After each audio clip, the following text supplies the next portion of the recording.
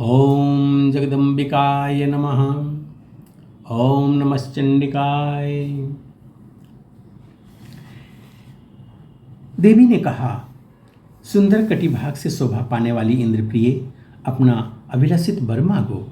मैं प्रसन्नतापूर्वक देने के लिए तैयार हूँ, क्योंकि तुमने सम्यक प्रकार से मेरी आराधना की है।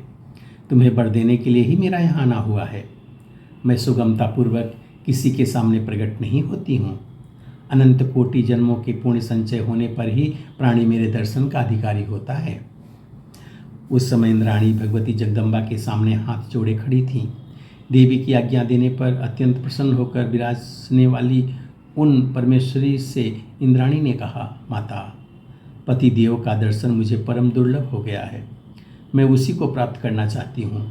साथ ही मैं यह भी चाहती हूँ कि पापी नहुस से मुझे तनिक भी भय ना रहे और पूर्ववत अपना स्थान प्राप्त हो जाए। देवी ने कहा, तुम इस मेरी दूती के साथ मानसरोवर जाओ, जहाँ मेरी एक अचल मूर्ति प्रतिष्ठित है। मेरी उस मूर्ति को लोग विश्वकामा कहते हैं। वहाँ इंद्र से तुम्हारी भेंट हो जाएगी। इस समय वह भय से घबराकर महान दुख का अनुभव कर रहे हैं। विशालाक्षी, कुछ ही समय के बाद मैं राजा नहुस को मोहित करने की व्यवस्था करूंगी। अब तुम स्वस्थ हो जाओ। तुम्हारा मनोरथ पूर्ण करने में सचेष्ट हूँ।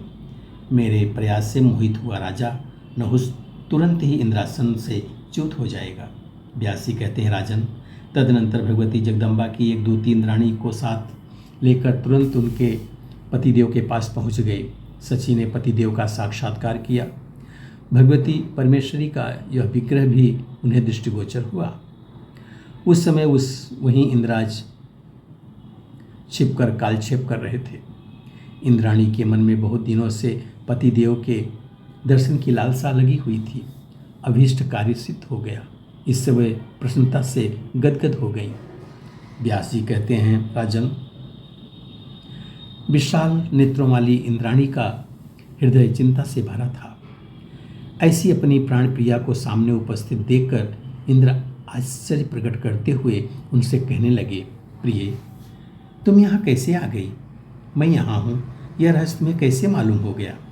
सुभान ने, मेरे यहाँ रहने की बात जानने में संपूर्ण प्राणी असमर्थ हैं। सची ने कहा, प्रभो, इस समय भगवती जगदम्बा की कृपा प्रसाद से मुझे आपकी जानकारी प्राप्त हुई है। देवेश्वर, उन्हीं की कृपा के सहारे मैं आपको पा सकी हूँ। देवताओं और मुनियों ने नहुस नाम वाले एक राजर्षि को आपके स्थान पर नियुक्त कर दिया है। उसके द्वारा मैं अत्यंत कष्ट पा रही हूँ। बलार्दन, वह नीच मुझसे यूँ कहता है कि हे सुंदरी, तुम मुझे पति रूप में स्वीकार कर लो। मैं ही देवाध्यक्ष इंद्र हूँ। पति देव, अब मैं क्या करूँ? इंद्र ने कहा, बरारोह कल्याणी, जिस प्रकार अनुकूल समय की प्रतीक्षा करते हुए मैं यहाँ ठहरा हूँ, वैसे तुम भी अपने मन में धैर्य रखकर कालक्षेप करो। व्यासी कहते हैं, राजन, परम आदरणीय पति देव के यूँ कहने पर इंद्राणी ने मन का संताप तो दूर नहीं हुआ। कांपती तथा लंबी सांस खींचती हुई वह इंद्र से कहने लगी, महाभाग, मैं कैसे रहूँ? नहुस अत्यंत दुराचारी है। वर पा जाने से वह अभिमान में प्रमत्त रहता है। अब इस आपत्ति काल में पति विहीन रहकर मैं कैसे समय व्यतीत करूँगी? इंद्र बोले, बरानने, मैं तुम्हें उपाय बताता हूँ, उसे करो। तभी इस दुखप्रद समय में तुम्हारे शील की रक्षा हो सकेगी। राजा नहुस बड़ा पापी है। जब बलपूर्वक वह तुम्हें प्राप्त करने की चेष्टा करे, तब प्रतिज्ञा करवा कर उसे धोखे में डाल देना। मदाल से तुम एकांत में नहुस के पास जाकर कहना कि जगत प्रभो, आप ऐसी दिव्य सवारी से पधार कर मुझे स्वीकार कीजिए जिससे ऋषि ढोते हों। ऐसा होने पर मैं प्रसन्नतापूर्वक आपके बस में हो जाऊंगी, क्योंकि मैं इस प्रकार का नियम बना चुकी हूँ कि उस कामंद नरेश द्वारा मुनि लोग पालकी ढोने में नियुक्त किए जाएंगे। ऐसी स्थिति में यह निश्चित है कि उन तपस्वियों के शाप से नहुस जलकर भस्म हो जाएगा। इस कार्य में भगवती जगदम्बा तुम्हारी सहायता करेंगी। भगवती जगदम्बा को स्मरण करने वाला व्यक्ति कभी भी संकट में नहीं पड़ सकता। यदि कभी दुखदायी समय सामने आ जाए तो यही समझना चाहिए कि इसमें भी हमारा कल्याण ही हेतु है। अतएव तुम मणि पर्वत पर विराजमान रहने वाली भगवती भुवनेश्वरी की सम्यक प्रकार से आराधना में तत्पर हो जाओ और बृहस्पति जी के कथनानुसार उनका पूजन करती रहो। व्यासी कहते हैं, राजन, इंद्र के इस प्रकार कहने पर सची नहुस के पास चली गई और देवराज के कथनानुसार नहुस से बोली, इंद्र के वेश में विराजमान राजन, तुम्हारे कृपा प्रसाद से मेरे संपूर्ण कार्य सिद्ध हो गए हैं। परंतु देव, तुम बड़े शक्तिशाली पुरुष हो। मेरे मन में अभी एक मनोरथ छिपा हुआ है, उसे सुनो। राजन, मेरी यही अभिलाषा पूर्ण कर दो, फिर तो तुम्हारे अधीन रहना मैं स्वीकार कर लूँगी। तब नहुस ने कहा, चंद्रवदने, तुम अपना वह कार्य बतलाओ। तुम्हारा मनोरथ सिद्ध करने के लिए मैं अभी तैयार हूँ। शुभ्रो, तुम मुझे बता भर दो, मैं परम दुर्लभ वस्तु भी तुम्हारे लिए सुलभ कर दूंगा। सची ने कहा, राजेंद्र, मैं कैसे कहूँ, क्योंकि तुम्हारे प्रति मेरा मन अभी पूरा विश्वासी नहीं है। तुम प्रतिज्ञा करके सत्य के बंधन में बंध जाओ, तभी मैं अपना अभिप्राय व्यक्त करूँगी। राजन, ये तुम्हारे द्वारा मेरी साध पूर्ण हो गई तो मैं सदा के लिए तुम्हारी दासी बन जाऊंगी। नहुस बोला, सुंदरी, मैं तुम्हारे वचन का पालन अवश्य करूंगा, इसमें कोई संशय नहीं है। यदि मैं तुम्हारी बातों का अनादर करूं तो आज तक यज्ञ और दान के फलस्वरूप मेरा जो संचित पुण्य है वह सब नष्ट हो जाए। सची ने कहा, हाथी, घोड़े और रथ इंद्र की सवारी में काम आते हैं। विष्णु के गरुड़, यमराज के महिष, शंकर के वृषभ और ब्रह्मा के हंस वाहन हैं। कार्तिकेय मोर पर तथा गणेश चूहे पर सवार रहते हैं। सुराधीप, मैं चाहती हूँ कि तुम्हारा वाहन इन सभी वाहनों से विलक्षण हो। तुम्हारा वाहन वह होना चाहिए जो आज तक ब्रह्मा, विष्णु, रुद्र तथा असुरों और राक्षसों के लिए अलभ्य रहा हो। महाराज, मैं चाहती हूँ कि अपने व्रत में अटल रहने वाले प्रधान मुनिगण तुम्हारी पालकी को ढोवें। राजन, ये सभी मुनि सवारी में जोड़ दिए जाएं। बस यही मेरा मनोरथ है, क्योंकि नरेंद्र, मेरी समझ से तुम्हारी प्रभुता संपूर्ण देवताओं से बढ़ चढ़कर है। ऐसा करने से तुम्हारा तेज निखर उठेगा। व्यासी कहते हैं, राजन, सची देवी की उक्त बातें सुनकर वह प्रचंड मूर्ख नहुस हंस पड़ा, कारण महामाया के प्रभाव से उसकी बुद्धि मारी जा चुकी थी। उसने तुरंत इंद्राणी की प्रशंसा करते हुए कहा, सुंदरी, तुमने बहुत ठीक कहा है, मुझे भी यही सवारी पसंद है। मैं सम्यक प्रकार से तुम्हारे कथन का पालन करूंगा, जिसमें थोड़ा पराक्रम हो। वह भले ही मुनियों को सवारी ढोने के काम में ना लगा सके, किंतु मैं तो ऐसा ही हूँ। अतः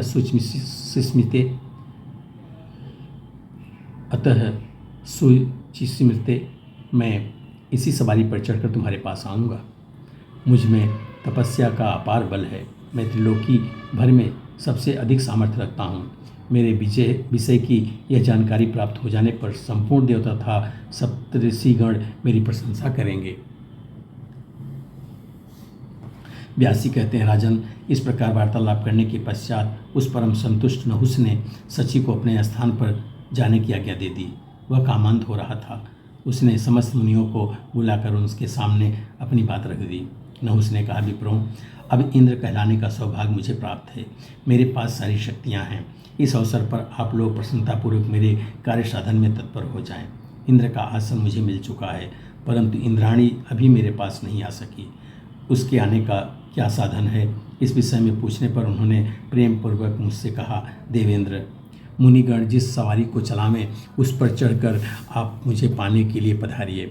आदरणीय मुनियों, मेरा यह कार्य अत्यंत कठिन है, पर आप बड़े दयालु हैं। मेरा यह कार्य सम्यक प्रकार से सिद्ध हो, आप वही करें, क्योंकि सच्ची में आसक्त मेरा मन निरंतर संतप्त है।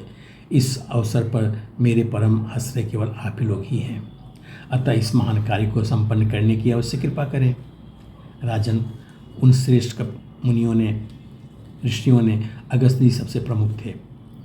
राजन, उन श्रेष्ठ ऋषियों में अगस्त्य जी सबसे प्रमुख थे। कृपालु होने के साथ अथवा होनहार बस नहुस की यह खोटी बात सुनकर वैसा ही करने के लिए वे सहमत हो गए।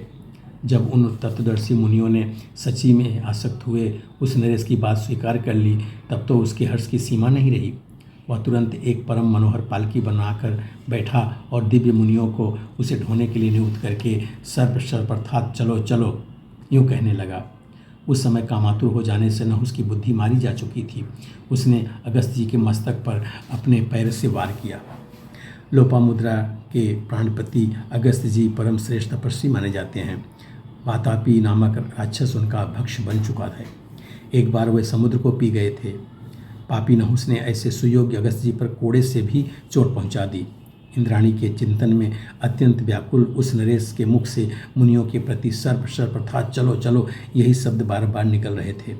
फिर तो अगस्त्य जी ने कुपित होकर नहुस को श्राप दे दिया। कहा, रे नीच, तू वन में भयंकर शरीर वाला एक महान सर्प बन जा। इस सर्पयोनि में अनेक हजार वर्षों तक तुझे अपार कष्ट भोगने पड़े। तू शक्ति संपन्न होकर वन में विचरेगा। धर्म के अंश से युधिष्ठिर नामक एक पुण्यात्मा पुरुष प्रकट होंगे, उनसे तेरी भेंट होगी। तब उनके मुख से प्रश्नों के उत्तर सुन लेने के पश्चात तू मुक्त हो जाएगा। व्यास जी कहते हैं, इस प्रकार मुनिवर अगस्त्य जी के श्राप देने पर राजर्षि नहुस ने उनकी स्तुति दी। तुरंत ही उसकी आकृति सर्प के समान बन गई और वह स्वर्ग से गिर पड़ा। तदनंतर बृहस्पति जी बड़ी शीघ्रता के साथ मानसरोवर पर गए और उन्होंने वहाँ से समाचार विस्तारपूर्वक इंद्र को सुना दिए। नहुस स्वर्ग से गिर गया है इत्यादि बातें सुनकर देवराज के मन में प्रसन्नता छा गई। राजन, नहुस अब धरातल पर चला गया है। यह देखकर सभी देवता भी मुनियों सहित उसी मानसरोवर पर इंद्र के पास गए और देवराज को आश्वासन देकर उन्होंने इंद्र को स्वर्ग में ले आए। उनके द्वारा बड़े सम्मान के साथ इंद्र स्वर्ग में लौट आए। इसके बाद देवताओं और मुनियों ने उन्हें आसन पर विराजित करके मंगल अभिषेक किया। इंद्र भी अपने आसन के अधिकारी बनकर शची के साथ स्वर्ग में विराजने लगे। व्यास जी कहते हैं, राजन, इस प्रकार इंद्र को अत्यंत भयंकर कष्ट सहने पड़े हैं। भगवती जगदम्बा के कृपा प्रसाद से इंद्र पुनः अपने स्थान पर प्रतिष्ठित हुए। राजन, वृत्तासुर के वध के संबंध रखने वाली ये सारी कथाएं मैं तुम्हें सुना चुका हूँ। तुमने जिस विषय में प्रश्न किया था, यह कथा बड़ी ही विलक्षण है।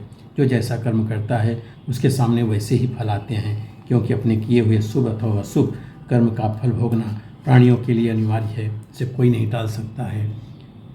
यहाँ पे 6ठे स्कंद का 9वां अध्याय पूरा होता है। बोलो सच्चे दरबार की जय।